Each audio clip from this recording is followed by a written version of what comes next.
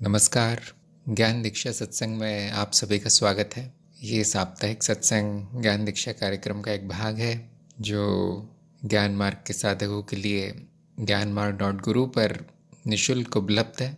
यहाँ पर मैं आपके प्रश्नों का उत्तर देने का प्रयास करता हूँ और कार्यक्रम पूर्ण करने में सहायता करता हूँ।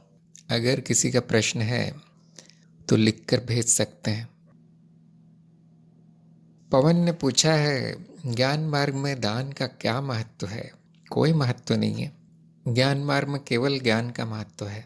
अगर कोई दान करना चाहता है तो ज्ञान दान सबसे बड़ा दान है। दूसरों को सिखाना सबसे बड़ी सेवा है। पवन ने पूछा है, दान में मेरा मतलब था गुरु को कुछ देना। गुरु दक्षिणा जो गुरु निर्धारित करते हैं उनका व्यक्तिगत होगा। वो गुरु और शिष्य के बीच में होता है और व्यवहारिक मामला है।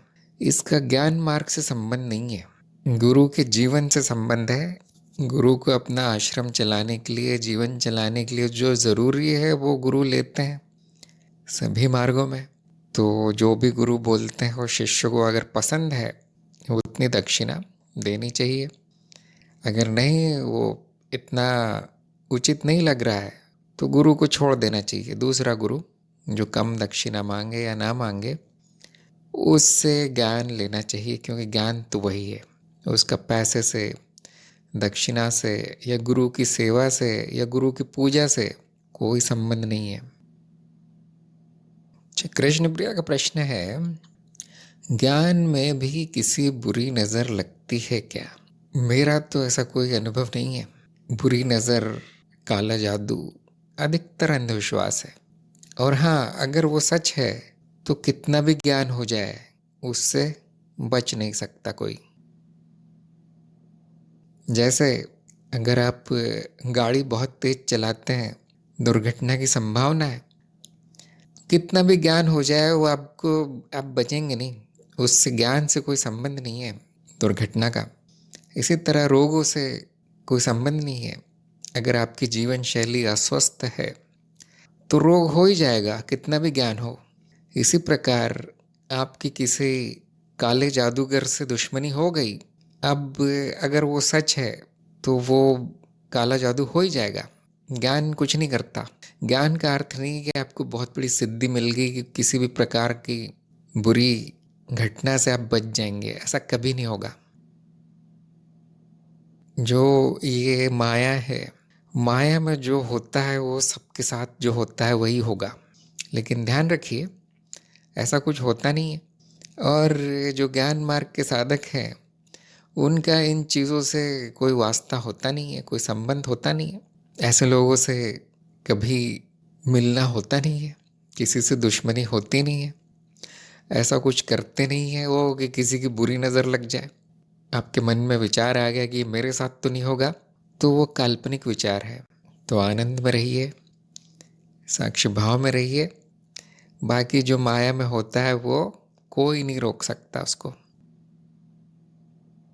ईला ने पूछा है, विचार और मनन में क्या भेद है? तो विचार एक प्रकार का अनुभव है जो मन में आते जाते हैं, इच्छाओं से संबंधित, आपके काम से संबंधित रोज के। और आप जो भी देखते हैं, सुनते हैं, उस पर वो विचार आते रहते हैं। स्मृति में या मन में कुछ न कुछ उठता रहता है। मनन ज्ञान का अप्रोक्ष अनुभव के द्वारा सत्यापन है। मनन का अर्थ है आप जानबूझ के ज्ञान का सत्यापन कर रहे हैं बैठकर।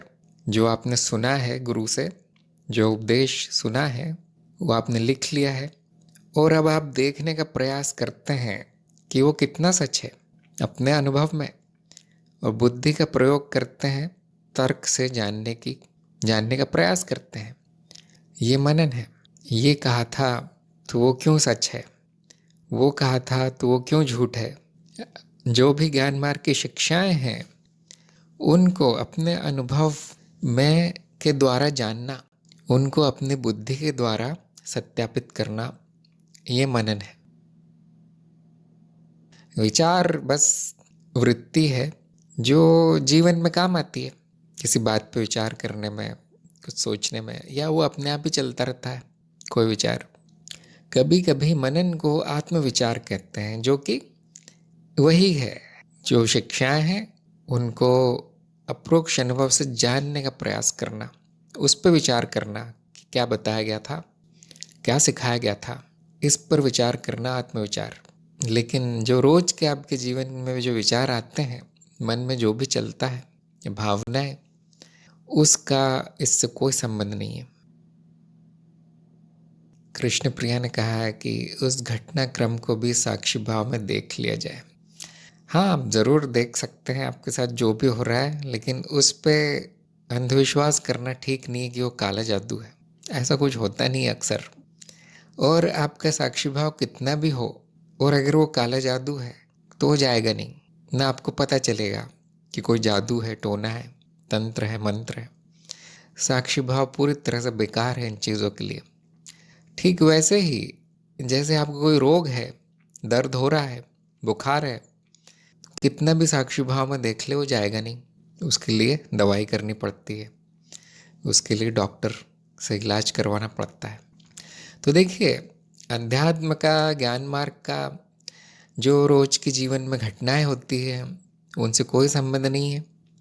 भले ही वो विचित्र घटनाएं हो, भले ही उसका कोई कारण न दिख पड़े, साधारण कारण, फिर भी कोई संबंध नहीं है।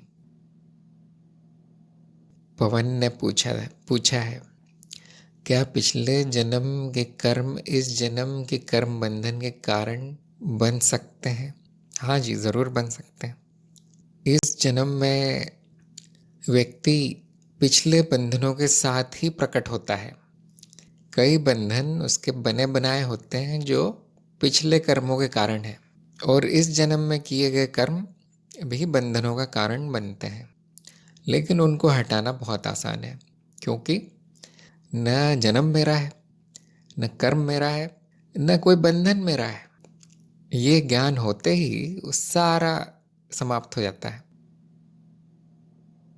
अब ये सोचना ही बेकार है कि वो बंधन किस कारण बने, कौन से जन्म में कौन से कर्म किए थे उससे बंधन बन गए। ये सोचना ही बेकार है, क्योंकि वो है नहीं ऐसा कुछ। सारे बंधन झूठे हैं।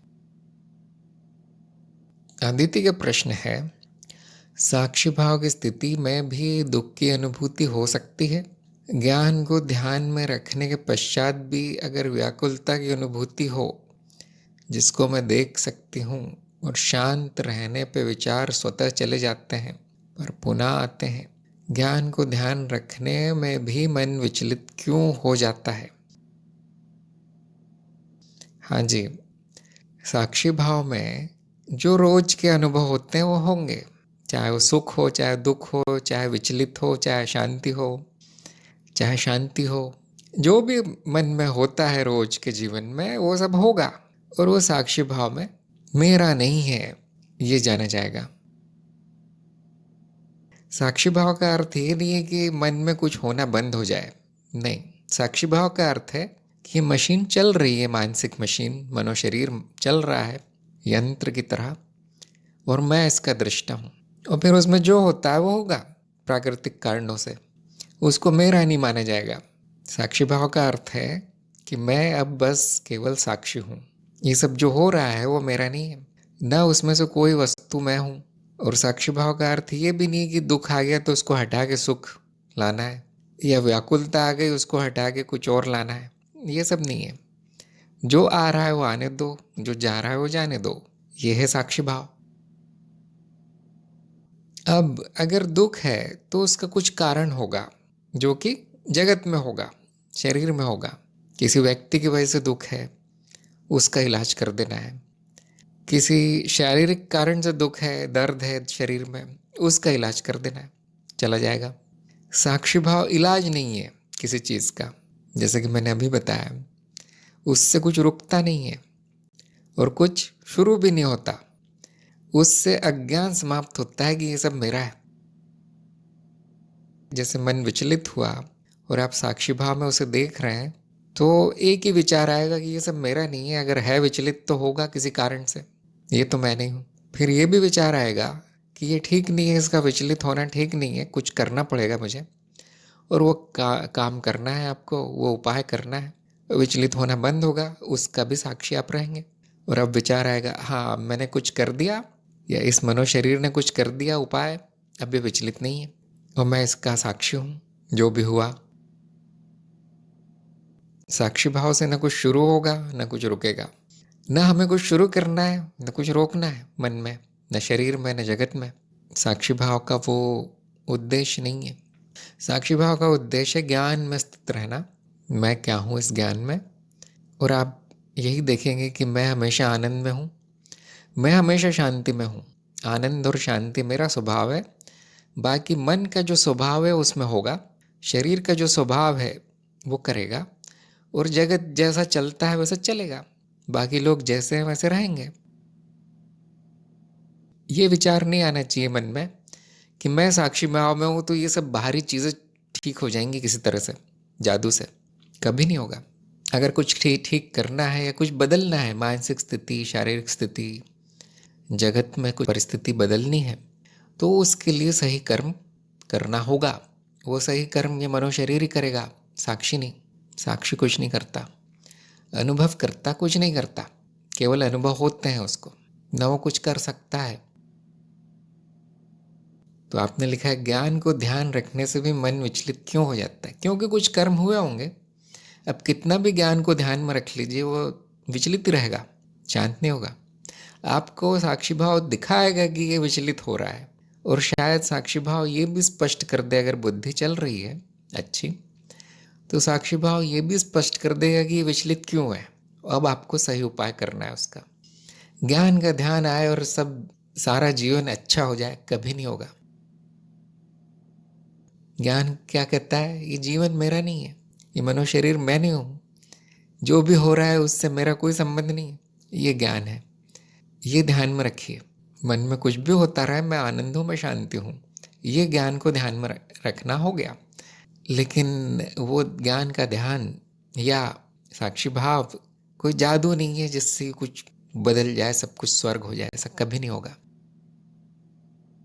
सही कर्म कीजिए, पिछले कर्मों का इलाज कीजिए, सही जीवन शैली अपनाइए। मन जब विचलित होना होगा होगा, जब शांत होना होगा होगा, जब सुख होना होगा होगा, जब दुख होना होगा होगा। सब मिथ्या है, सब आना जाना सपना है। इसमें समस्या यही आ सकती कि आप उसको सच मान ले, मनो शरीर में जो भी होता है उसको मेरा मान ले, मैं हूँ ये, और कहीं कोशिश करे कि कहीं से कुछ साक्षी भाव आ जाए और कुछ जादू हो जाए। ये बड़ी समस्या है। बाकी जो हो रहा है बिल्कुल ठीक हो रहा है। कृष्ण प्रिया ने पूछा है, मुझे लगता है मैंने पिछले जन्म में बहुत पाप किए थे, जिसका फल ज्ञान मार्ग में आने से पहले खूब मिला। जब से साक्षी भाव की साधना में आई तब से स्थापित है, न कोई कर्म मेरे थे, न मैंने कुछ भोगा था, बस जो है सो है, न जन्म न मृत्यु। हाँ, ये साक्षी भाव है कि जो होता है वो होता है। इस माया में बहुत कुछ होता है और कुछ भी मेरा नहीं है, कुछ भी सच नहीं है, ये साक्षी भाव है। अब ये उम्मीद करना कि मुझे ये ज्ञान हुआ है तो ये माया कुछ अलग से चलेगी, वो ठीक नहीं है। वो उम्मीद भी झूठी है। ये आशा करना कि साक्षी भाव से माया समाप्त हो जाएगी, बदल जाएगी, ये अज्ञान है। इतना हो जाएगा कि जो भी हो रहा है वो मेरा नहीं है कह के त्याग हो जाएगा, इतना हो जाएगा, कोई जादू नहीं होगा। तो बहुत से लोगों के मन में प्रश्न आएगा, फिर ये साधना किस काम की है? किसी काम की नहीं है। इससे काम लेना ही अज्ञान है। अभी भी अहम भाव है कि ये साधना मेरे काम आ जाए किसी, ये अहम भाव है। इस अहम का त्याग ही साधना है आपकी। उम्मीद है समझ में आ गया होगा। ज्ञान मार्ग से कुछ भी नहीं मिलता। आपके कार्यक्रम में बहुत बार कहा गया, कई बार मैंने ये भी कहा है कि जिसको उम्मीद है ज्ञान मार्ग में कुछ मिलेगा, कुछ अच्छा होगा, वो अभी छोड़ दें, अभी छोड़ दें। जिनको भी उम्मीद है कि मुझे कुछ तो फायदा हो जाएगा, कुछ नहीं होगा, त्याग हो जाएगा, नाश हो जाएगा। जिस मन को आप शांत करना चाहते हैं उसका नाश हो जाएगा पूरी तरह से, जड़ से। जिस शरीर को ठीक करना चाहते हैं गायब हो जाएगा, नष्ट हो जाएगा। जिस जगत से आपको उम्मीद है कि यहाँ कुछ मिलेगा, कुछ अच्छा होगा, कुछ सुख मिलेगा, मुझे छूट जाएगा, विरक्ति हो जाएगी। ये मिलेगा किसको चाहिए? आ जाओ मार्ग पे, आ जाओ ज्ञान मार्ग पे, सब नाश हो जाएगा। जिसको सर्वनाश चाहिए उसको ज्ञान मार्ग में आना चाहिए, कई बार कार्यक्रम में कहा गया है। जिनको अभी भी मोह माया में रुचि है कि कुछ तो अच्छा हो जाए, कुछ तो सही हो जाए, मन ही शांत हो जाए मेरा, उनको दूसरी चीज़ें करना चाहिए जो कि माया में कार्य करती। दूसरे उपाय हैं उसके लिए, ज्ञान उपाय नहीं। ज्ञान से त्याग, समर्पण, विरक्ति ये सब मिलेगा, जो कि छूटना है, मिलना नहीं है। ज्ञान का अर्थ है खोना, ना कि पाना। तो कृष्ण प्रिया को मैं कहूँगा, जिसने भी पाप किए थे वो आप नहीं है। जिसका भी जन्म हुआ था, पूर्व जन्म, अगला जन्म, वो आप नहीं है। न कोई कर्म है, न कोई फल है, न कोई पाप है, न कोई पुण्य है। अभी भी आप कुछ पिछला काल्पनिक पकड़ के बैठे हैं, वो साक्षी भाव नहीं है, तो उसका भी त्याग कीजिए। ऐसा कोई नहीं है जिसको फल मिले, ऐसा कोई नहीं है जिसने कुछ किया है। तो एक तरफ तो आपके मन में विचार है कि अब सब ठीक हो गया है, वो सब मेरा नहीं था। दूसरी तरफ वो विचार है कि मैंने ये सब किया था। अभी भी अज्ञान बहुत है। इसका मतलब जिसको ज्ञान है वो पूरा ही त्याग कर देगा। वो कभी नहीं कहेगा कि मेरा जन्म हुआ था, मैंने कुछ किया था। विष्णु प्रिया ने कहा मैंने कब का विचार त्याग दिया है। हाँ, पूरा त्याग दीजिए, लिखने की भी ज़रूरत नहीं है, न किसी को बताने की ज़रूरत है। ये है पूरा त्याग, उस पर विचार करने की भी ज़रूरत नहीं है। पवन ने लिखा है, साक्षी भाव के कारण कुछ समय के लिए निद्रा अवस्था में चेतना रहती है। उस समय मैंने देखा कि मेरी आंखें भूमध्य पर टिक जाती है और हाथों की योग मुद्रा बन जाती है। ऐसा हमेशा होता है, चेतना आने के कारण याद रहने लगा। बहुत अच्छी बात है, आपकी चेतना आने लगी है, साधना जारी रखिए। बाकी जो भी होता है, अगर वो कष्टदायी नहीं है तो जारी रखिए। अगर वो किसी प्रकार का कष्ट देने लगे तो आपको साधना रोक देनी चाहिए। फिर ये उसका सूत्र है, किसी भी साधना का सूत्र है। कुछ भी होता है कष्टदायी नहीं है, जारी रखिए। उससे परेशानी होने लगे, कष्ट होने लगे, तुरंत बंद कर देना है। तो जारी रखिए आप। अरुण ने पूछा है, आपके सत्संग में मैंने एक शब्द नाद रचना सुना है, ये नाद रचना क्या है? हाँ जी, नाद विज्ञान में मिलेगा। नाद विज्ञान की श्रृंखला है यूट्यूब पर, बोधि भारत चैनल में। उसमें नाद और नाद रचना के बारे में हर चीज़ विस्तार में बताई है। अभी आपको मेरा सुझाव है कि सत्संग वगैरह में जो भी सुना है इधर उधर छोड़ दीजिए। चरण 3 सत्यापन, मनन और परीक्षा के लिए है, उस पर ध्यान दीजिए। क्या सत्यापन हो गया, क्या मनन हो गया, क्या आप प्रश्नों के उत्तर देने के पूरी तरह काबिल हो गए, क्या आपने ये टेलीग्राम सीख लिया कैसे उपयोग करना है, इन सब पे ध्यान दीजिए। और जब भी आप तैयार हो जाएं परीक्षा के लिए, तब मुझे आप संदेश भेजिए। एक और सुविधा है ज्ञानमार्ग.गुरु पर, ज्ञान मार्ग प्रश्नोत्तरी, वो देखिए पहले। ज्ञान मार्ग प्रश्नोत्तरी में प्रश्नों के उत्तर देने का अभ्यास कीजिए। आज आपकी परीक्षा नहीं हो पाई, उसका कुछ अच्छा कारण होगा। हो सकता है आप तैयार नहीं है, ऐसा दिख रहा है कि तैयार नहीं है, पहली बार सत्संग में आए, तो ये सब सीख लीजिए पहले। उसके बाद ये सब चिंता करना है, नाद क्या है, नाद रचना क्या है, किसी काम का नहीं है, वो बेकार है, सब बेकार है। परिकल्पनाएं हैं तरह तरह की, तो पूरा ध्यान कार्यक्रम पे दीजिए। ये मेरा सुझाव है, सभी को सुझाव है। न जल्दी करना है, न देर करना है। जो लोग बहुत जल्दी करते हैं, हाँ, परीक्षा में असफल होते हैं अक्सर। और जो लोग उसको टालते रहते हैं कि आज नहीं कल, अगले महीने सत्संग कहाँ जाने वाला है, कार्यक्रम कहाँ जाने वाला है, वो भी असफल हो जाते हैं। तो उस पर पूरा ध्यान देना ज़रूरी है। जब आप तैयार हो तब मुझे संदेश भेजना है, उसके पहले फिर समस्या होगी सबको।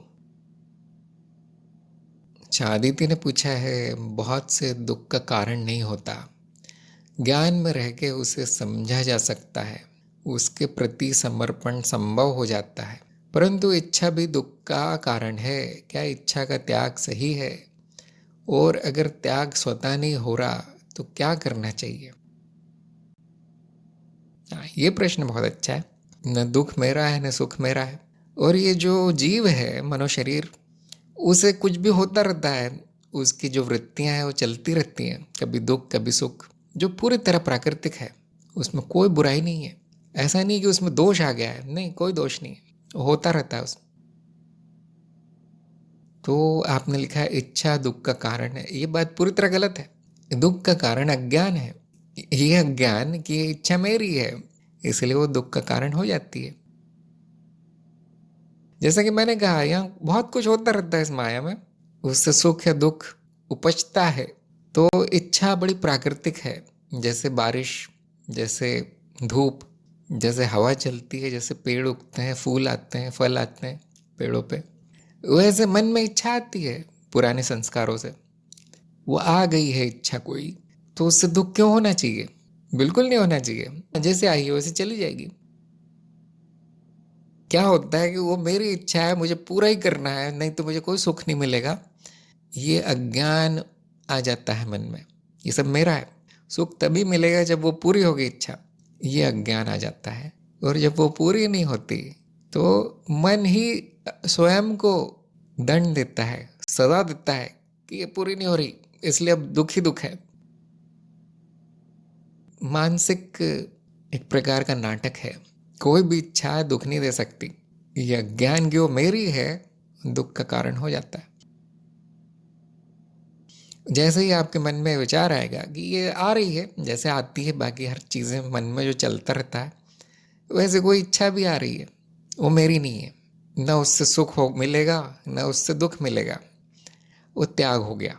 साक्षी भाव में आते ही त्याग हो जाएगा। जैसे कि मैंने कहा, कुछ अच्छा नहीं होगा, यहाँ नाश होगा, आपको कुछ मिलेगा नहीं। इच्छा का त्याग होने के बाद पूरी नहीं होगी वो फिर।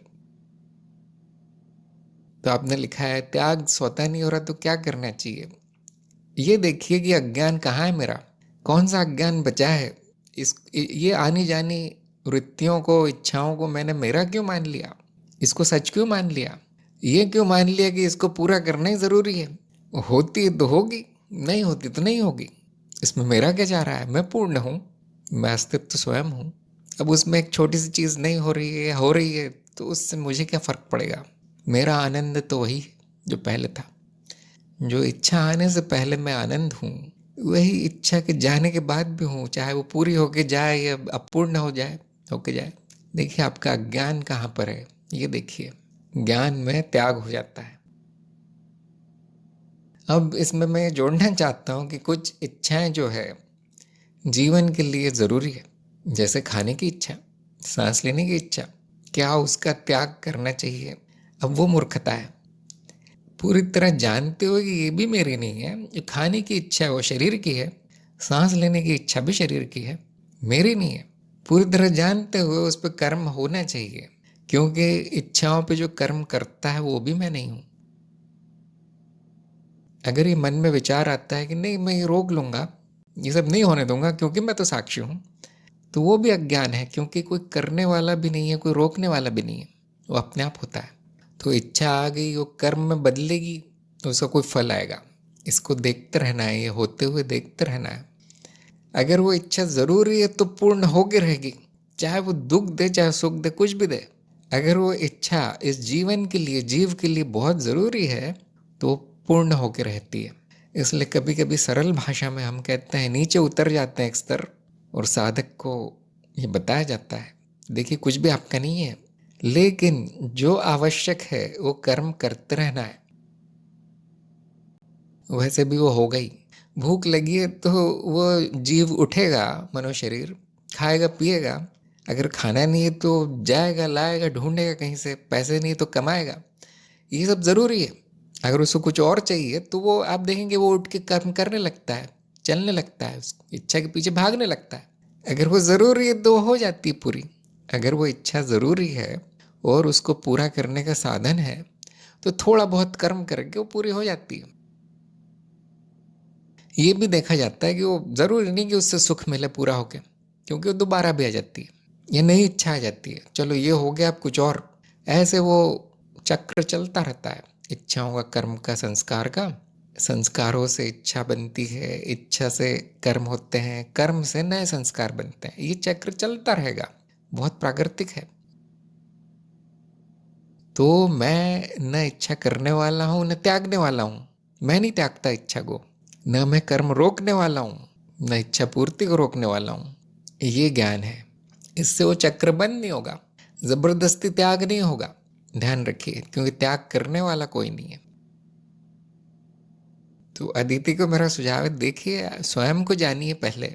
आप जिस चक्कर में पड़े हैं कि ये क्यों नहीं हो रहा, वो क्यों नहीं हो रहा है, त्याग क्यों नहीं हो रहा, तो क्या करना चाहिए, ये सब बेकार की बातें हैं, उसमें आपका कुछ भी नहीं है। ये देखिए कि मैं क्या हूँ, मेरा स्वभाव क्या है, मेरा तत्व क्या है, सत्य क्या है, वो आपके काम का है। ज्ञान को उपयोग करने की कोशिश बेकार है। जैसे आपने जो लिखा था, स्वतः त्याग नहीं हो रहा तो क्या करना चाहिए, करने वाला तो आप नहीं है। और स्वतः त्याग नहीं हो रहा है तो चिंता किसको है, नहीं हो। त्याग नहीं हो रहा तो ना हो, वो भी मेरा नहीं है। त्याग की कोशिश जो कर रहा है वो भी मैं नहीं, वो भी अहम है, वो भी मानसिक वृत्ति है। कहीं से सुन लिया है अहम ने, त्याग करो सब अच्छा हो जाएगा, शांति मिलेगी। अब वो कर रहा है बेचारा, क्या साक्षी का सब कर रहा है उधेड़ बुन, या वो शांत है या वो आनंद में है। स्वयं को जानने की कोशिश कीजिए। अदिति को मैं कहूँगा, स्वयं के ज्ञान में स्थित रहिए। आप जो भी करने की कोशिश कर रहे हैं, जो भी पाना चाहते हैं, वो कभी नहीं होगा। अदिति ने कहा, ये ज्ञान है कि इच्छा मेरी नहीं, परंतु जीव की चेष्टा हो जाती है इच्छा पूर्ति की, तो कौन सी बुरी बात है उसमें। ये जीव इसी के लिए बना है, कर्म करने के लिए बना है, इच्छा करने के लिए बना है, इच्छाओं की पूर्ति करने के लिए बना है। शायद आपके मन में कहीं से ये विचार आ गया है कि इस जीव को मेरे अनुसार चलना चाहिए। ये मैं कौन है जिसके अनुसार इस जीव को चलना चाहिए, क्या ऐसा कुछ है। साक्षी तो कभी नहीं बोलता है ये सब मेरे अनुसार होना चाहिए, वो तो केवल साक्षी है। मैं तो अनुभव कर रहा हूँ बस। क्या मैं किसी जीव को कुछ अलग तरह से चलाने का प्रयास कर रहा हूँ। तो अज्ञान बचा है। एक तरफ आप कहते हैं मेरी नहीं है, दूसरी तरफ आपकी इच्छा है, ये है कि ये बस वो इच्छा करे जो मैं चाहती हूँ। क्या ये बात तार्किक है। ये जो भी करता है मनुष्य शरीर, वो पूरी तरह प्राकृतिक है, उसको करने दो। ना उससे कुछ करवाने वाला कोई है, ना उसके कार्य को रोकने वाला कोई है, कोई नहीं है। ये ज्ञान है। आपने बस सुन लिया है कि इच्छा मेरी नहीं है, लेकिन उसको अभी तक जाना नहीं है। जानने की कोशिश कीजिए मेरा क्या है। दीदी ने कहा है, आपके कहा इच्छा जरूरी है तो पूर्ण होके रहती है, तो क्या जीव कर्म किए बिना हो जाएगी, बिल्कुल नहीं होगी। ये आपके मन में कहाँ से आ गया। वो जीव मर जाएगा अगर उसकी इच्छा पूर्ण नहीं हो तो। उसको कुछ करना पड़ता है, भागता है, दौड़ता है, उपाय करता है। ये सारा मनोशरीर यंत्र उसी लिए बना है। हाथ पैर, मुंह, आंखें, इंद्रियां, बुद्धि, भावनाएं, ये मशीन जो बनी है केवल कर्म करने के लिए बनी है। बिना कर्म के कुछ नहीं होगा। क्या आपके मन में कल्पना आ गई कि जादू से हो जाएंगे सारी इच्छाएं पूर्ण। कभी नहीं होगी।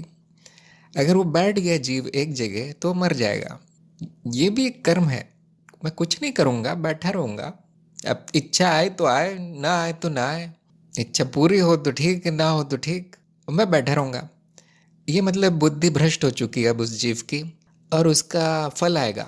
ये भी कर्म है, उसका फल आएगा। उसका फल क्या है, वो मर जाएगा जीव। वैसे ऐसा होता नहीं है, किसी की बुद्धि इतनी बुरी नहीं होती। इतनी ज़्यादा तेज इच्छा आती है कि वो बोलता है ये बेकार है, वो ज्ञानवान सब बेकार है, ज्ञान मार्ग बेकार है, गुरु भी बेकार है, उनको कुछ नहीं पता। वो उठ के काम करता है, वो अपना जीवन जीता है, वो अपना जीवन जीने के लिए निर्मित है। और ये जो भी विचार आ रहे हैं मन में वो बेकार है, वो सब बेकार है। किसी को अगर इसमें शंका हो कि मैं रोक सकता हूँ जीव को, या मैं चला सकता हूँ जीव को, इस मनुष्य शरीर को, या जगत को कुछ कर सकता हूँ साक्षी बन के, ज्ञान का प्रयोग करके, तो करके देख सकते हैं। पूरी तरह असफलता मिलेगी। ज्ञान का कोई प्रयोग नहीं है। सोचिए इस बारे में, आप क्या करने का प्रयास कर रहे हैं और ज्ञान क्या कहता है। अदिति ने कहा, इच्छाओं, कर्म और संस्कार के चक्र को समझने का प्रयास कर रही हूँ। वो कभी समझ में नहीं आएगा। जिसने स्वयं को नहीं समझा है वो कुछ और नहीं समझ पाएगा कभी। वो उलझा रहेगा, अहम किसी न किसी रूप में आता रहेगा। आज मैं साक्षी हूँ, आज मैं सब रोक दूंगी, आज मैं सब त्याग कर दूंगी। ये अज्ञान है। कहीं से सुन लेना मैं साक्षी हूँ और उम्मीद करना कि अब सब ठीक होने वाला है, ये बहुत बड़ा अज्ञान है। इससे तो अज्ञानी अच्छे हैं, इससे तो भौतिकवादी संसारी लोग अच्छे हैं कि कम से कम उन्होंने कुछ और मान नहीं रखा है। बेचारे अपना जीवन जी रहे हैं, सुखी हैं जीवन में। दुख है तो दुख है, ठीक कर लेते हैं। सुखी है तो सुखी है, आनंद लेते हैं उसका। उनके मन में इस तरह का विकार नहीं आ गया कि मैं साक्षी हूँ, अब सब अच्छा होने वाला है, अब मेरी सब समझ में आ जाएगा, ये क्या है संसार, ये क्या है मनुष्य शरीर। कभी नहीं आएगा समझ में। माया को की समझ भी माया है, मिथ्या का ज्ञान भी मिथ्या है। आप समझ के क्या करेंगे उसको। ये हम बोल रहा है कि मैं समझ जाऊंगी एक दिन और फिर कुछ उपयोग कर लूंगी उसका, बेकार। यह भी अहम है। इतना हो सकता है, नकारात्मक ज्ञान हो सकता है कि ये सब मेरा नहीं है, ये सब मिथ्या है, माया है, सपना है, इसको समझ के भी फायदा नहीं है। इतना ज़रूर हो सकता है। और वो भी जिसकी रुचि है उसको करना चाहिए। नकारात्मक ज्ञान या अज्ञान का नाश भी उसी को अच्छा लगेगा जिसकी इसमें रुचि है, जिसकी ज्ञान मार्ग में रुचि है, दर्शन में, ज्ञान में, अध्यात्म में, उन्हीं को पसंद आएगा, बाकियों को नहीं।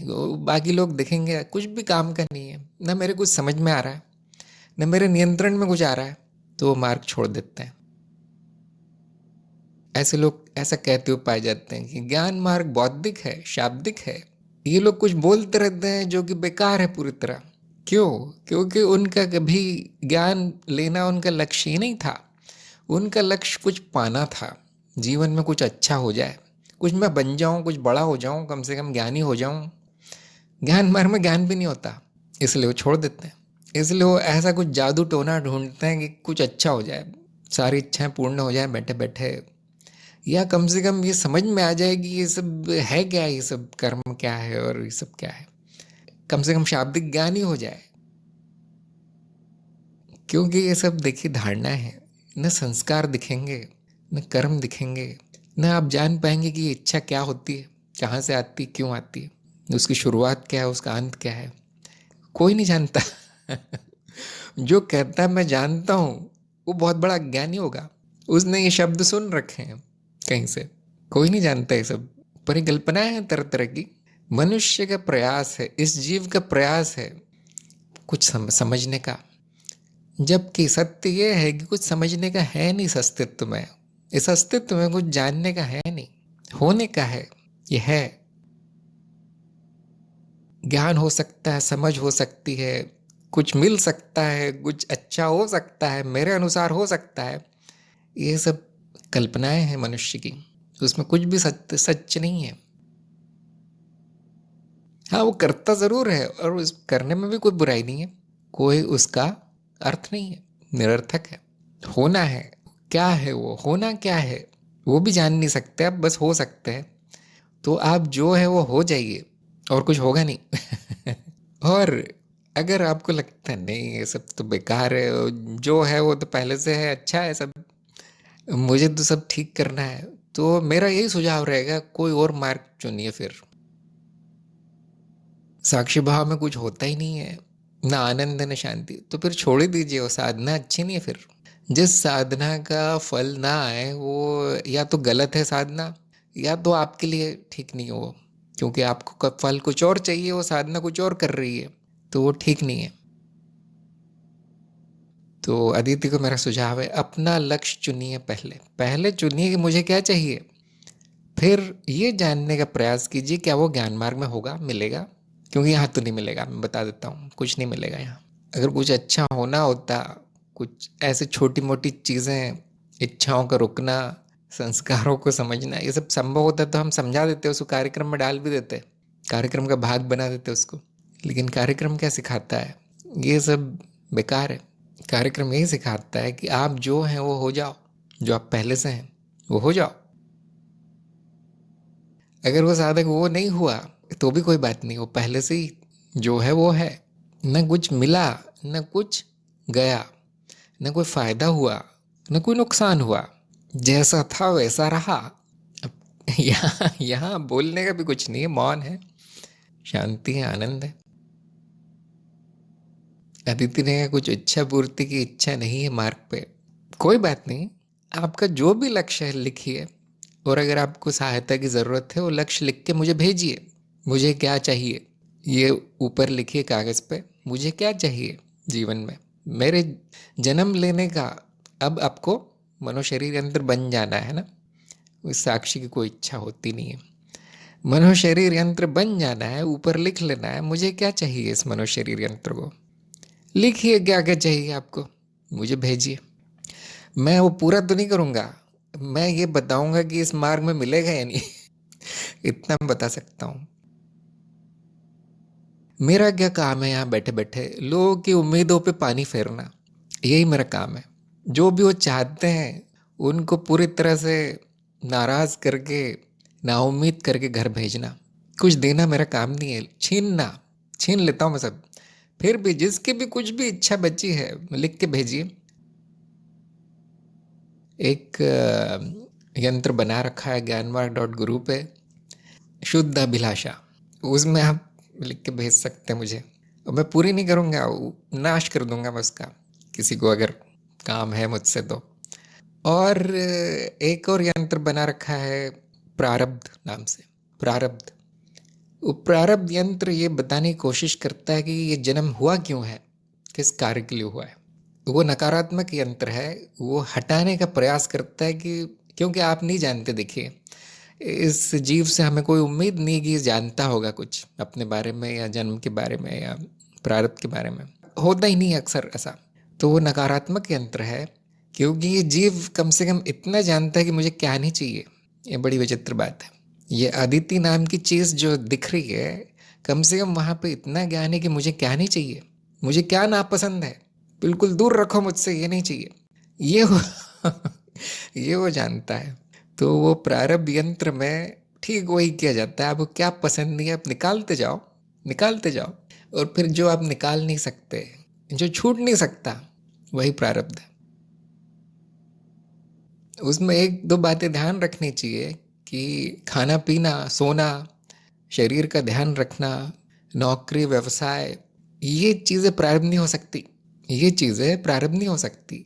ये इस जीव को जीवित रखने का साधन है, जिसको हम कहते हैं उत्तरजीविता। उत्तरजीविता के उपाय हैं वो न आपकी इच्छा है न किसी की, वो इस मशीन को चलाने के लिए सुविधा है। जैसे मैं एक उदाहरण देता हूँ, आपको पुणे से मुंबई जाना है, तो आपकी इच्छा क्या है? मुंबई जाने की, वहाँ पे कुछ काम है, किसी से मिलना है, वो करने की। लेकिन आप जब शुरू करते हैं तो आपको गाड़ी में बैठना पड़ता है, ट्रेन में या कार में बैठना पड़ता है। फिर कार में पेट्रोल भी डालना पड़ता है, कार को चलाना भी पड़ता है, या किसी को आपको पैसे देने पड़ते हैं, भाई ले जाओ मुझे चला के, मुझे चलाना नहीं आता है, मुझे डर लगता है हाईवे पे। तो ये जब कार में बैठना, पेट्रोल डालना, उसके लिए आपने पैसे खर्च किए या अपना सामान बांधा, क्या हुआ? आपकी इच्छा है।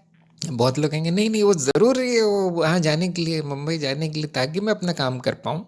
हाँ जी, ऐसे ही ये जो मनुष्य शरीर है और उसमें जो भी होता है, वृत्तियाँ, मनुष्य शरीर के जो कार्य, वो आपकी इच्छा पूर्ति का साधन है, उपाय है, वहाँ तक पहुँचने की सीढ़ी है, कार है।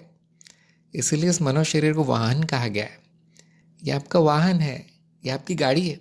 ये मैं नहीं हूँ ना, मुझे इसको चलाते रहना है, नहीं, मुझे अपने लक्ष्य पे पहुँचना है इसका उपयोग करके। आप क्या कर रहे हैं? इसको ठीक करने की कोशिश कर रहे हैं, कार में ही पेट्रोल डालते रहते हैं। अरे आवाज़ क्यों आ रही है, बंद क्यों नहीं करते?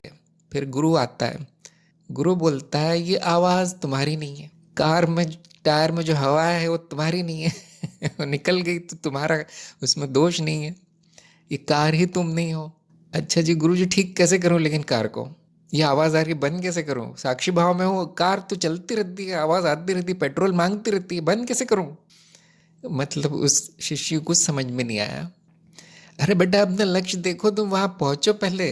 ये तो चलती रहेगी, ऐसे ही चलेगी। ये कार ऐसी होती है, गर्म होती है, ठंडी होती है, पंचर होती है, पेट्रोल खाती है। इसको चलाना सीख जाओ, इस यंत्र का उपयोग सीख जाओ और अपने लक्ष्य पे पहुंचो। और छोड़ दो उसको, क्या है, उसकी क्या जरूरत है फिर? ये बात शिष्यों की बिल्कुल समझ में नहीं आती। जब उनको साधना दी जाती है तो अभी भी वो कार को ठीक करने में वो साधना उपयोग कर रहे हैं, ना कि लक्ष्य तक पहुंचने में। तो अदिति को मैं कहूंगा, कुछ तो इच्छा होगी आपकी, मैं बता दूंगा कैसे। ज्ञान से क्यों नहीं हो सकती वो पूरी, इतना किया जा सकता है। वो जब तक वो इच्छा पूरी नहीं होती, ये कार चलती रहेगी। जब तक आप अपने लक्ष्य तक नहीं पहुंच जाते, नई नई कारों में, नई नई गाड़ियों में बैठते रहेंगे। तो कम से कम मैं जानता हूँ कोई भी साधक ये नहीं चाहता, कोई नहीं चाहता। ज्ञान मार्ग या तो वो जो जिसके लिए जन्म हुआ है वो उसका नाश कर देता है, या तो वहाँ तक पहुँचा देता है। और उसके बाद न गाड़ी, न घोड़ा, न रेलगाड़ी, न उसमें पेट्रोल डालना, न कुछ करना, न चलाना, न कहीं आना है, न कहीं जाना है। ये ज्ञान मार्ग का फायदा है। और जो भी आप करने की कोशिश कर रहे हैं वो बेकार की चीज़ें हैं, बचपना है। मैं ये नहीं कहता कि बहुत अज्ञान है, सब में होता है ये अज्ञान। जो भी अध्यात्म में आता है कुछ पाने के लिए आता है, ये सबसे बड़ा ज्ञान है। उनको कुछ नहीं पता, तो इसीलिए गुरु ज़रूरी है। देखिए, बिना गुरु के प्रगति नहीं होती। वो चक्कर लगाते रहते हैं, वो ऐसे गोल गोल गोल गोल, कुछ हो जाए इस चक्कर में रहते हैं। तो यहाँ से शुरू कीजिए, मेरा जन्म क्यों हुआ। अभी शायद ज्ञान मार्ग आपको इतना जमा नहीं, आत्मज्ञान में शंका है, इसीलिए आप साक्षी भाव की साधना नहीं कर पा रहे, नहीं तो कुछ नहीं करते। बहुत से लोग मैंने देखा है जिनको आत्मज्ञान होता है वो कार्यक्रम भी छोड़ देते हैं क्यों? वो कहते हैं कार्यक्रम भी तो बेकार है, मेरे तो कोई प्रश्न नहीं है। हाँ बेकार है, देखिए सारे प्रश्न बेकार है। ये जो परीक्षा होती है बेकार है, ये जो आप शुद्धिकरण ये सब कर रहे हैं, ज्ञान प्रसार, पूरी तरह से बेकार है।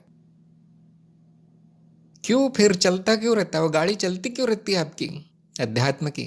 ज्ञान हुआ नहीं अच्छे से, जाना ही नहीं कि मैं क्या हूँ, तो चलाते रहते हैं हम, यंत्र बना बना के देते रहते हैं कि भाई अच्छा ठीक करना है, कुछ ठीक कर लो। हाँ, कोशिश जारी है, एक दिन तो उसकी आंखें खुलेगी ये गुरु को उम्मीद है। वो उम्मीद भी झूठी है ना, जब होता है तब अपने आप होता है वो। इसको हम कहते हैं कृपा। जब किसी की आँख खुलनी रहती है अपने आप ही खुलती है, गुरु केवल थोड़ी बहुत सहायता दे सकता है। तो मैं ये बता सकता हूँ कि हाँ यहाँ क्या नहीं मिलेगा, क्या नहीं होगा, आप में कहाँ ज्ञान है, इतना किया जा सकता है। देखिए अभी और कुछ नहीं कर सकता मैं, आपको कोई सुधार नहीं होगा जीवन में, कोई इच्छा पूरी नहीं होगी, ना वो आनी बंद होगी, ना वो मानसिक चीज़ें बदलेगी, ना वो शरीर ठीक होगा, ना कुछ और हो जाएगा, कुछ भी नहीं होगा। अच्छा, अगले प्रश्न पे चलते हैं। अरुण ने कहा है, जब से अनुभव क्रिया वाला पार्ट सुना है तब से कोई विशेष प्रश्न नहीं बचे हैं। अजीब आनंद अनुभव होता है, क्या ये आनंद की अनुभूति भी माया है? क्या आनंद ही ज्ञान का लक्ष्य है? श्रवण से ही आपको संतुष्टि मिली, अनुभव क्रिया को जानने से, तो प्रगति का चिन्ह है ना, प्रगति हुई है। अब वो प्रगति एक संतुष्टि के रूप में आएगी कि हाँ काफ़ी कुछ जान लिया मैंने। अनुभव क्रिया तो यही कहती है कुछ जानने का है नहीं, जो है वो संपूर्ण है, पूर्णता है, शून्यता है।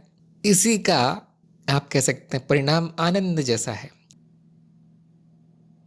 जैसे वो आनंद अनुभव हुआ है वैसे वो चला भी जाएगा, वो आनंद नहीं है, वो एक प्रकार की शांति संतुष्टि सी मिली है।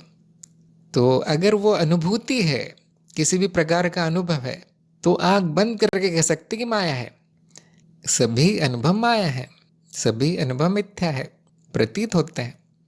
तो अगर वो आ रहा है जा रहा है तो वो माया है। फिर आनंद क्या है? मेरा स्वभाव आनंद है, मैं स्वयं अनुभव करता आनंद है। ये जानने का प्रयास कीजिए। आनंद को अनुभव में ढूंढना ज्ञान है।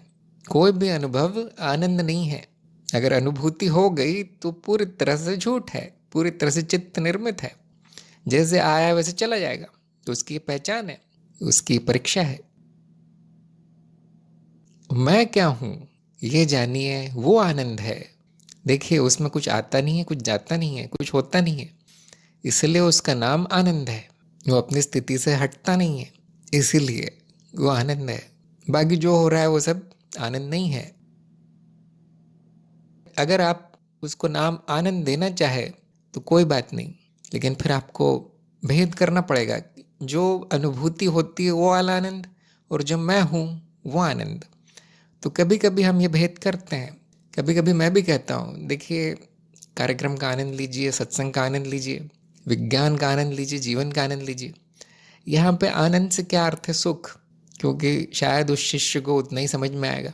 और जब हम अपने स्वभाव की बात करते हैं तब कभी कभी परम आनंद शब्द उपयोग किया जाता है। परम आनंद, नित्य आनंद या सदानंद, ताकि भेद हो सके कि रोज के जीवन में जो आनंद मिलता है वो मिथ्या वाला आनंद, वो उसकी बात नहीं हो रही। जब मैं कहता हूँ मैं आनंद हूँ, तो किसी भी अनुभूति की या अनुभव की बात नहीं हो रही है, किसी भी माया की बात नहीं हो रही है।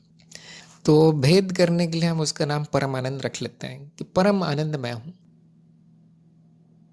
तो आपका प्रश्न ये है, क्या आनंद ही ज्ञान का लक्ष्य है? बिल्कुल नहीं, बिल्कुल नहीं। ज्ञान मार्ग का लक्ष्य अज्ञान का नाश है, जो आनंद है उसको ढकता है। इस अज्ञान का नाश ज्ञान मार्ग का लक्ष्य है, कि मैं आनंद नहीं हूं। और जो पहले से आनंद है वो अपने सच्चे स्वरूप में जाना जाता है। जो मैं पहले से हूं वो ही हो जाता हूं। आनंद मिलने वाली चीज नहीं है जो कि मिल जाएगा मुझे ज्ञान होने के बाद। नहीं, मैं पहले से हूं ये जाना जाएगा। और वो आनंद कैसा है?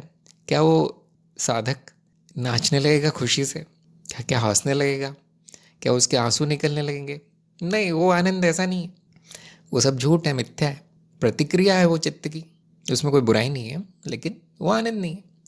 आनंद मेरा स्वभाव है, वो ना आएगा न जाएगा। तो इसीलिए मैं कह रहा हूँ अरुण को, आपको यहाँ से शुरू करना है। ज्ञान मार्ग क्या है? ज्ञान मार्ग का लक्ष्य क्या है? आनंद की परिभाषा क्या है? कौन से अनुभव सत्य है, कौन सी अनुभूति सत्य है, कौन सी नहीं है?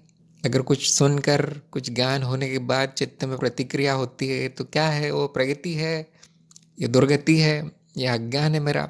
यहाँ से शुरू कीजिए। अभी परीक्षा बहुत दूर है आपकी। मूल ज्ञान, परिभाषाएं, ये सब जानना ज़रूरी है। हाँ, परीक्षा हो जाएगी, मैं ऐसा नहीं कहता कि जिसको जल्दी परीक्षा देने की दे दें क्योंकि 50% ही अंक है आपको लाने हैं और आप पास हो जाएंगे, लेकिन फिर अज्ञान रह जाएगा। मैं तो पास ही करता हूँ सबको कि जाओ भाई, पास हो जाओ, आगे बढ़ जाओ, क्योंकि मैं जानता हूँ जिसको ज्ञान होना है वो बिना परीक्षा के भी हो जाएगा।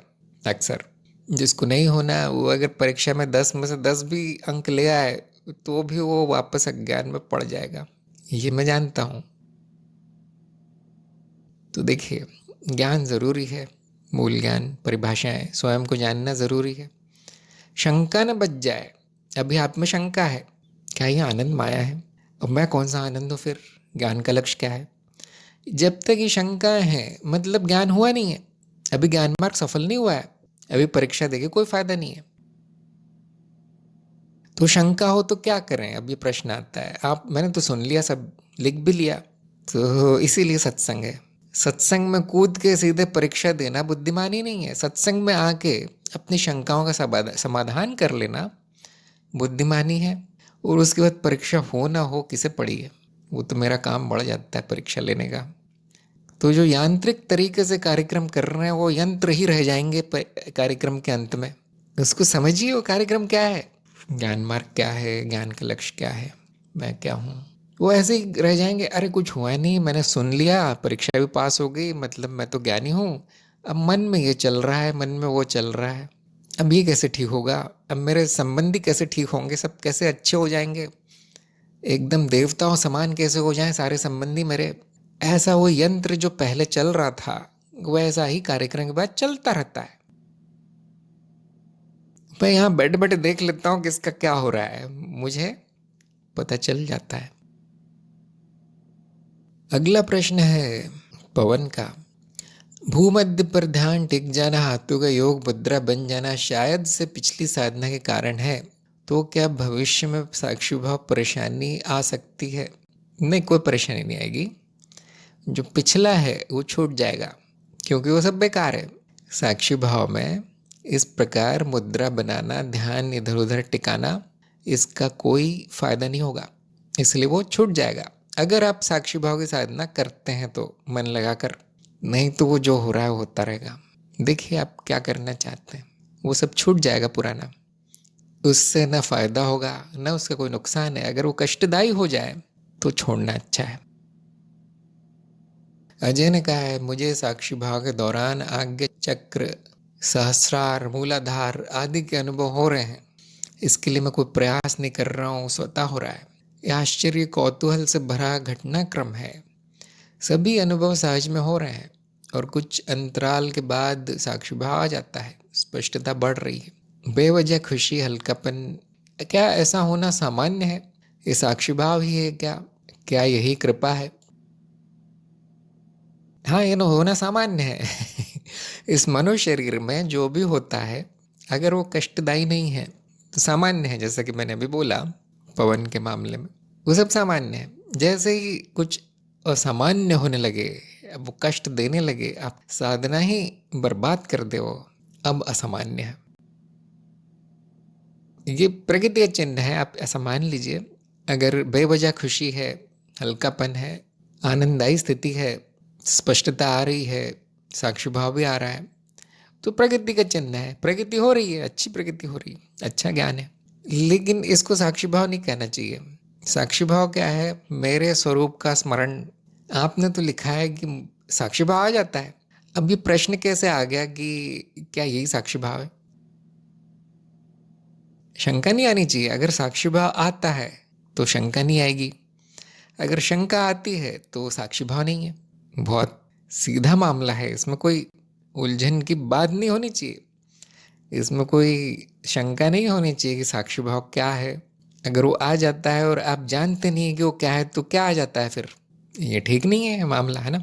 आप लिखते हैं कि साक्षी भाव आ जाता है, फिर पूछते हैं क्या ये साक्षी भाव है, तो मतलब कुछ और आया है फिर। तो जो भी घटनाएं हो रही हैं, चाहे वो मन में हो, चाहे शरीर में हो, चाहे जगत में हो, उनके साक्षी बने रहना साक्षी भाव है। वो घटनाएं साक्षी भाव नहीं है। शायद समझ में आ गया होगा अजय के। अगर फिर भी आपको स्पष्ट और चाहिए तो पूछ सकते हैं आप।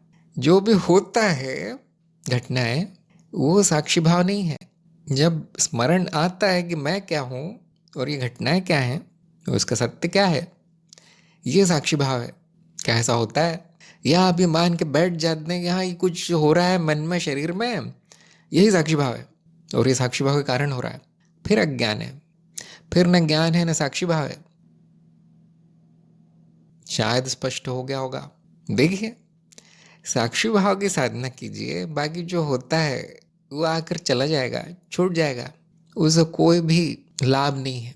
किसी भी चक्र में कुछ भी हो जाए, उसका कोई लाभ नहीं है। ज्ञान मार्ग में लाभ कहाँ है कि मुझे मेरा स्मरण आ जाता है, कुछ भी होता रहे, तब आपकी साधना सफल मानी जाएगी। तरह तरह के प्रभाव पैदा करना इधर उधर, ये ज्ञान मार्ग का लक्ष्य नहीं है, न ये आपकी साधना का लक्ष्य। और जो भी होता है वो पूरी तरह झूठ है, मिथ्या है। ये याद रखिए। ये याद रखने वाला भी मैं नहीं हूँ, ये भी याद रखिए। साक्षी भाव की साधना करने वाला भी मैं नहीं हूँ।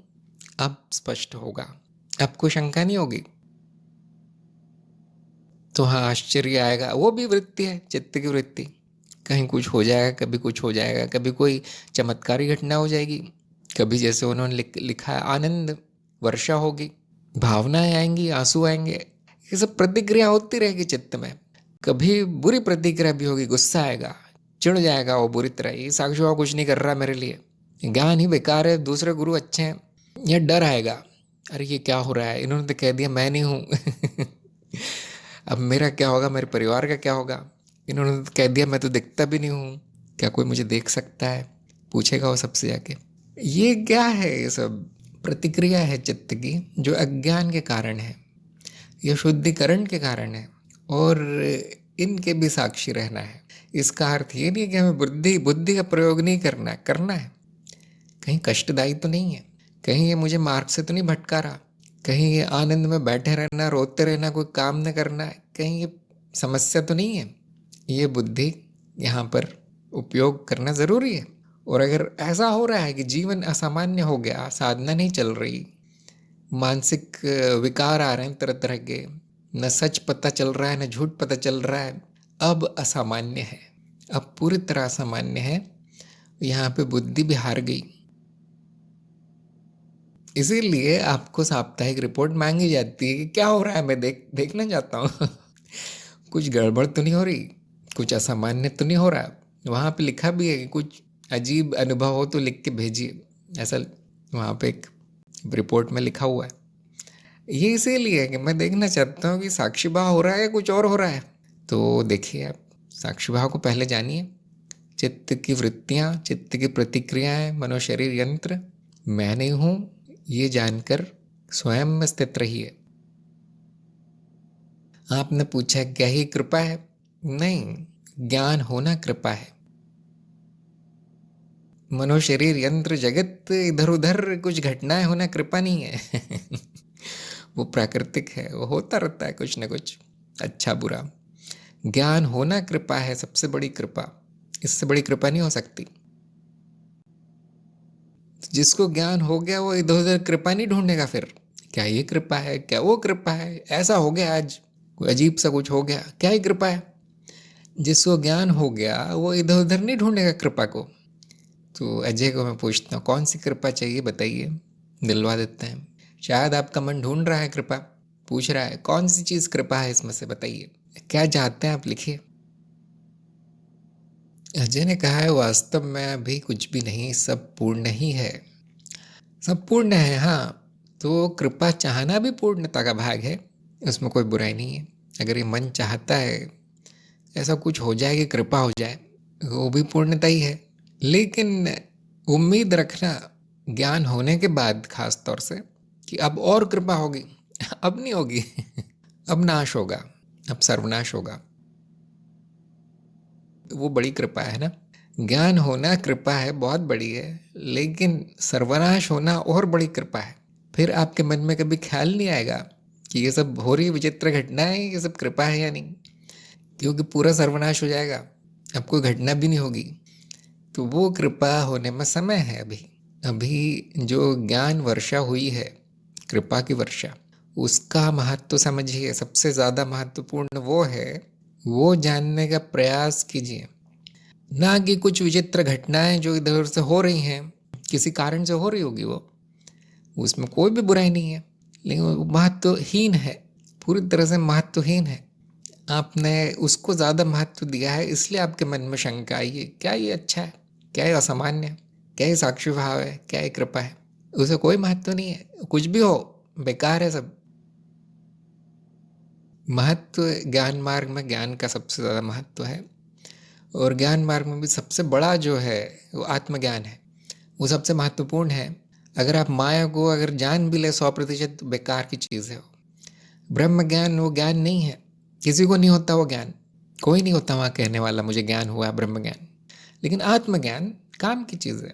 ज्ञान मार्ग में स्वयं का तत्व जानना, स्वयं का सत्य जानना, अगर ये हो गया है तो ये सबसे महत्वपूर्ण है। जैसे ही आप किसी दूसरी चीज़ को महत्व देते हैं, शंकाएं आती है। उसका अर्थ एक ही है कि या तो ज्ञान हुआ नहीं, या तो ज्ञान भुला दिया, उसका महत्व नहीं जाना अभी तक। तो ये तो सभी लोगों को करना चाहिए। मैंने क्या जाना है, वो उसका महत्व है भी या नहीं कुछ का, या वो कुछ और अभी बचा है होने का।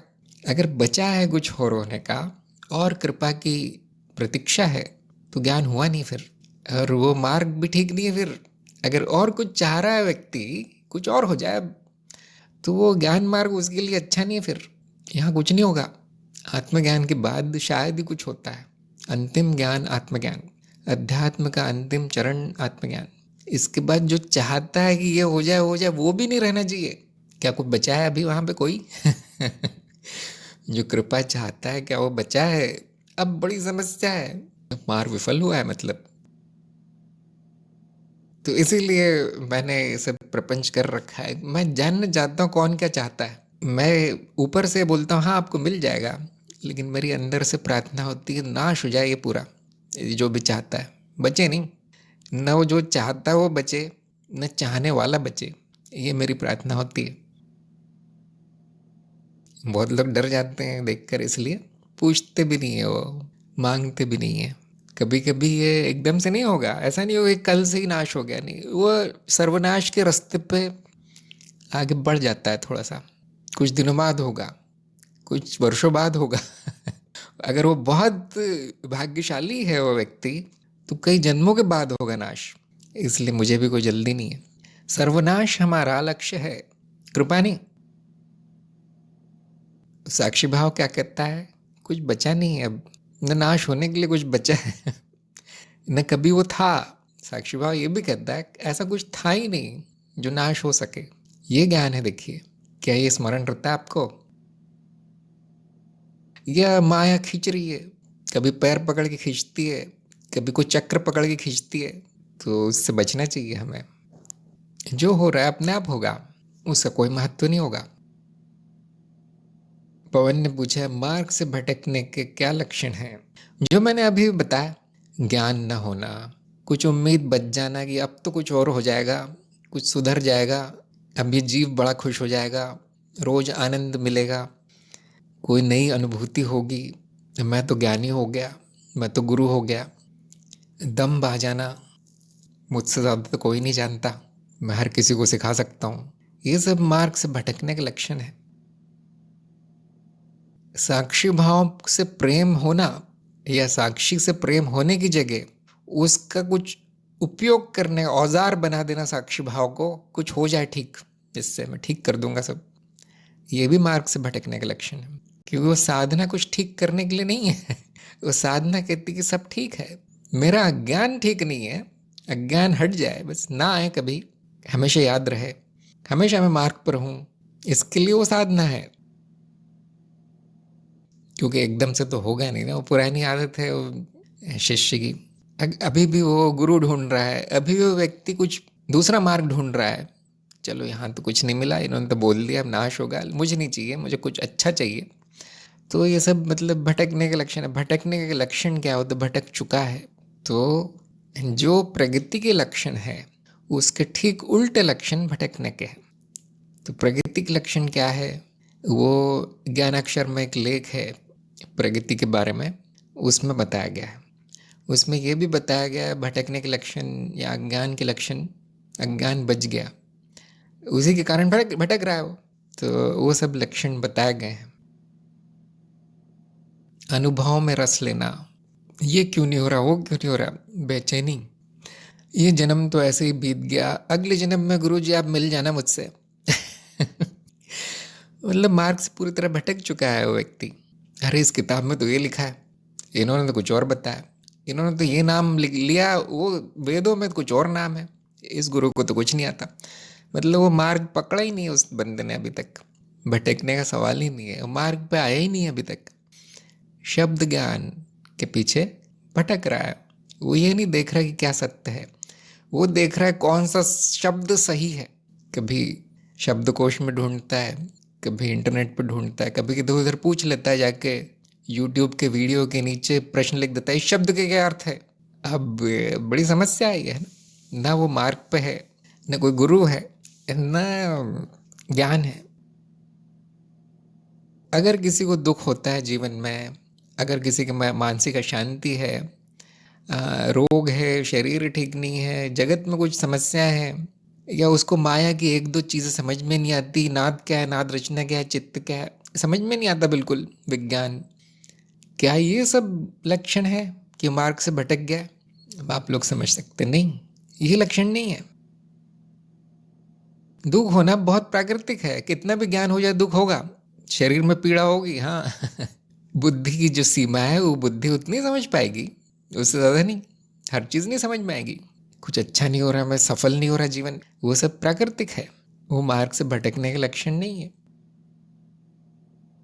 हाँ, ये उम्मीद करना कि हाँ अब कुछ अच्छा होगा, हो सकता है अच्छा हो भी जाए ना, हम कुछ बोल नहीं सकते, हो सकता है ज्ञान होने के बाद उससे कुछ अच्छे परिणाम भी मिले, लेकिन उम्मीद रखना कि यही मेरा लक्ष्य है, ये परिणाम पाना मेरा लक्ष्य है। ज्ञान तो बस एक औजार है मेरे लिए यहाँ तक उस परिणामों तक जाने का।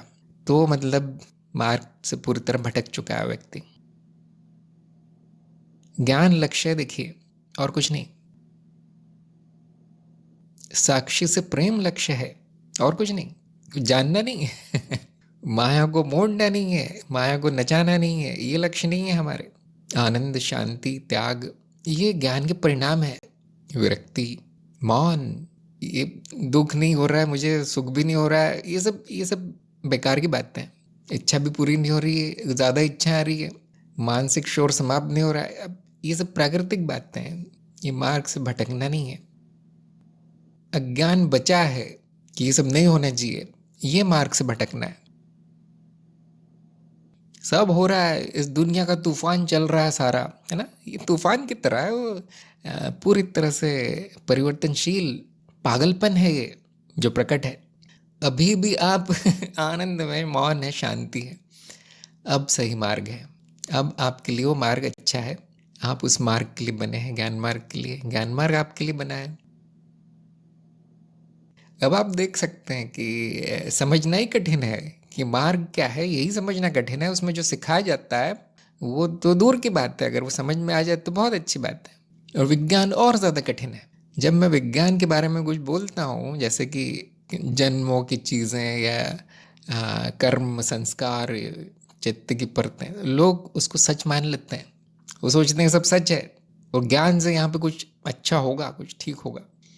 देखिए, इसलिए भी मुझे सावधान रहना पड़ता है कि मैं हर चीज़ नहीं बताता। फिर हर चीज़ उसको बताई जा सकती है जो जिसको हम बेकार कहते हैं। वो इतना बेकार नहीं है, लेकिन वो उसी को समझ में आएगा या उसी के लिए लाभदायी होगा जो ज्ञान में स्थित है, जो मार्ग पे अच्छा चल रहा है, उसी के लिए लाभदायी होगा। बाकी लोग उसको सच मान लेंगे या उसका कुछ उपयोग करने की कोशिश करेंगे, और फिर उनका पतन हो सकता है, वो मार्ग से भटक सकते हैं। उनको कुछ नहीं बताया जाता। इसीलिए सत्संग ज़रूरी है, इसीलिए कार्यक्रम में सत्संग रखी गई है। नहीं तो आप वो सब सुन के वो अपने आप काम कर लेते ना, पूरा ज्ञान हो जाते, महाज्ञानी हो जाते एक किताब पढ़ के। लेकिन ऐसा नहीं होता, कठिन है। इसलिए सत्संग है। सत्संग का क्या उपयोग है? मैं ये जान जाता हूँ कौन मार्ग पे चल रहा है, कौन नहीं। जो मार्ग पे अच्छा चल रहा है मैं उसे कुछ नहीं कहता, हाँ तुम जो करना करो मैं बोलता हूँ। और जो मार्ग से पूरी तरह भटक गया है उसका मैं कुछ नहीं कहता, क्योंकि यहाँ बोल के क्या फ़ायदा है फिर। हाँ, जिनमें संभावना है लेकिन छोटी छोटी गलतियों के कारण वो भूल जाते हैं, ज्ञान भूल जाते हैं, हमारा कार्यक्रम किस लिए वो भूल जाते हैं, कुछ और ही चाहते हैं। कहीं से सुन लिया वो चाहते हैं, वो कहीं कहानी पढ़ ली, मुझे यही अनुभव चाहिए। तो थोड़ी भी संभावना मुझे दिखती है तो मैं उसे ठीक करने की कोशिश करता हूँ इस सत्संग के द्वारा। उसे वापस मार्ग में लाने की कोशिश है सत्संग। तो सत्संग का लाभ लीजिए। जो भी, जिनमें भी शंकाएं बची है, सत्संग में पूछना ज़रूरी है। जैसे कि आप लोग पूछ रहे हैं, बिल्कुल सही बात है ये। क्या ये आनंद है? हाँ, पूछना ज़रूरी है, क्योंकि शंका है। क्या ये साक्षी भाव है? मेरी इच्छाएं क्यों नहीं बंद हो रही? ये सब पूछना ज़रूरी है। अगर आप में संभावना है तो आप मेरा उत्तर समझेंगे। अगर पूरी तरह भटक चुके हैं मार्ग से तो प्रश्न आते रहेंगे, आते रहेंगे। यहाँ तक कि मैं ये देखता हूँ कि कुछ लोगों के कार्यक्रम हो चुके हैं, उनका सब हो चुका है, उनको प्रमाण पत्र मिल चुका है, फिर भी वही इच्छाएं, वही प्रश्न आते ही रहते हैं उनके। मैंने आज ये प्रकाश देखा, क्या ये मैं हूँ? हो चुका है, 2-3 साल से वो कार्यक्रम में है व्यक्ति। तो मैं प्रयास करता हूँ वापस आ जाओ मार्ग में, लेकिन क्योंकि मैं जानता हूँ कठिन है और कृपा से ही होगा, ये कृपा से ही ज्ञान होगा, तो थोड़ा सा प्रयास किया जाता है आपको वापस मार्ग में लाने का। और हम इसे प्रकाशित भी करते हैं सत्संग को, ताकि कोई भटक रहा हो या भटकने वाला हो, अगर सत्संग सुनने की आदत बना ली है, ये बहुत अच्छी आदत है सत्संग में रहना, सुनना सत्संग, तो वो भटकने से बच जाएगा। 100 में से एक व्यक्ति कम से कम भटकने से बच जाएगा, मुझे इतनी उम्मीद है। इसीलिए उसको प्रकाशित किया जाता है सत्संग को। इसीलिए मैं यहाँ बैठता हूँ, टेलीग्राम में, ईमेल में कोशिश करता हूँ कि हाँ, कोई भटक रहा है, किसी को सहायता की ज़रूरत है, तो वो वापस आ जाए। और मैं ये भी जानता हूँ कि मैं जो बोलता हूँ बहुत कड़वा होता है। मैं अक्सर ये ज़्यादा समय नहीं नष्ट करता, मैं बता देता हूँ, ये देखो अज्ञान है तुम में, ये चीज़ गलत हो रही, ये तो पता ही नहीं तुम्हें क्या है, ये देखिए, ये पढ़िए, ये सुनिए। किसी किसी को मैं कहता हूँ दोबारा करो, चरण 2 में दोबारा जाओ। अब ये सब सुनने में तो बहुत बुरा लगता होगा, लेकिन हो सकता है कि मेरे बोलने से वो मार्ग पे आ जाए, वापस भटकने से बच जाए। कोई कहता है मेरे चक्र जागृत हो रहे हैं, वो हो रहा है, कुंडलिनी हो रही है, गुरुजी बताइए। अरे हाँ, तुम तो महाज्ञानी हो गए, तुम तो योगी हो गए, तुमने तो 200 साल से साधना की है, वो उसका फल आ रहा है। अगर मैं ऐसा बोलूं तो उसका पतन हो जाएगा। मार्ग में आना दूर की बात है, मार्ग में नहीं रहेगा वो पूरी तरह भटक चुका है फिर। तो जो समझदार है उनको कुछ नहीं बोलना पड़ता, मैंने देखा है, समझ गए यहाँ कुछ नहीं मिलेगा, न ये गुरु कुछ बताएंगे, पूछते भी नहीं है। लेकिन जो अभी नए नए हैं, थोड़ी ना समझी बची है, उनमें बचपना बचा है, वो कोशिश करते हैं कुछ हो जाए, कुछ मिल जाए, मुझे ज्ञान मिल गया तो सब मिल गया, ये समझ जाओ बस, इससे ज़्यादा कुछ समझने का है नहीं। अरुण ने कहा, आपको सुनते गहन मौन उतर आता है। पिछले 4-5 दिनों से 24 घंटे में 1-2 घंटे ही नींद आती है। ऐसा हो सकता है, इसमें कुछ समस्या नहीं है। ये भी प्रकृति का चिन्ह है कि श्रवण में आप किसी को भी सुन लीजिए, कोई किताब पढ़ लीजिए ज्ञान मार्ग की, और आपकी शंकाएं समाप्त हो जाएं, आपके मन के प्रश्न पूरे संतुष्ट हो जाएं। आप ऐसा भाव ना हो कि मुझे तो कुछ समझ में नहीं आ रहा तो मैं क्या पूछूं, ऐसा नहीं। ऐसा भाव हो अब कुछ बचा ही नहीं है समझने का, हर गलती मेरी थी, हर भ्रांति मेरी थी, हर प्रकार का अंधविश्वास अज्ञान मेरा था, वो सब चला गया, अब कुछ नहीं बचा। ये भाव आ जाए तो मौन आ जाएगा, मौन हो जाएगा। अब नींद का क्यों ऐसा हो गया वो तो मैं नहीं जानता, लेकिन वो जैसे कम हुई है वैसे वो सामान्य हो जाएगी। कभी कभी प्रभाव आ जाते हैं, चित्त पे प्रभाव पड़ते हैं ज्ञान के, जैसे कि मैंने कहा, प्रभाव पड़वाना हमारा लक्ष्य नहीं है, वो प्रभाव है, न वो कुप्रभाव है, न सुप्रभाव है, न अच्छा प्रभाव है, न बुरा है, न कुछ है। उससे आपकी साधना में, आपके मार्ग में कोई फर्क नहीं पड़ेगा। नींद 2 घंटे आए या 4 घंटे आए, आपको ज्ञान उतना ही रहेगा। उसकी हमें चिंता नहीं है। हाँ, ये कुछ अच्छा हो रहा है ये मानना ठीक नहीं है, ये कुछ बुरा हो रहा है कष्टदायी नहीं है, और फिर डरना कि ये क्यों हो रहा है, ये भी ठीक नहीं है। देखते रहिए खेल, देखते रहिए माया का खेल, ये सब होता रहेगा। मैं पता नहीं कुछ और जानूं न जानूं, मैं इतना जानता हूं कि जो सच्चा साधक है, जो जिसने अपना जीवन साधना में, अध्यात्म में लगा दिया है, कोई भी मार्ग हो, उसका जीवन विचित्र घटनाओं से भरा रहता है। एक भी दिन ऐसा नहीं होता जिसमें कुछ विचित्र न हो जाए। अब ऐसा उनमें ज़्यादा पाया जाता है जो ज़्यादा विकास कर गए हैं, जो ऊपर चढ़ गए हैं विकास की सीढ़ी में, विकास क्रम में, उनमें ज़्यादा पाया जाता है ये। सौभाग्य दुर्भाग्य जो भी मान लीजिए, इससे जो पीछे हैं विकास क्रम की सीढ़ी में, उनमें भावना आ जाती है कि मेरा विकास नहीं हो रहा, मुझे ज्ञान नहीं हो रहा, मुझे कुछ भी नहीं हो रहा, ये खतरा है। और अगर कुछ 1-2 चीज़ें ऐसी हो जाती है जो अजीब है, जो रोज़ की घटना नहीं है, तो उनके मन में भाव आ जाता है मेरा बहुत विकास हो गया, ये भी खतरा है।